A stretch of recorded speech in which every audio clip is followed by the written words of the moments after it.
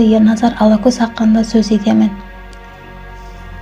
Біздің қолда бар мағлұматтар бойынша Ерназар Алакөз 1806 жылы дүнияға келген екен. 1856 жылы 12 июньда қайтыс болады. Ерназар Алакөз һәм оның көтерілісі бойынша әртүрлі гәп сөздер бар.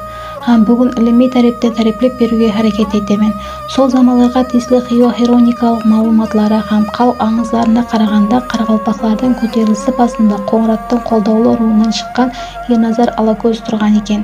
Хиуаның сарай тарихшылары тарапынан жазылған Фирдавс ол ықпал шығармасында Ерназар би ақымақ, өзінің жаман ниеттілігінен көтерілістің басында тұрғанлығы һәм оны қарақшы дұшпан екенлігін айтып өткен. Ал академик Сабир Камаловтың 19 ғасырда қарақалпақ мемлекетшілігін тіктеген қаһарман кітабында халықтың жиналған аңыздарына бұл сарай тарихшыларына бүткілей қарама-қарсы мағлұматтар келтірілген екен. Халық аңызлары көтерілістің келіп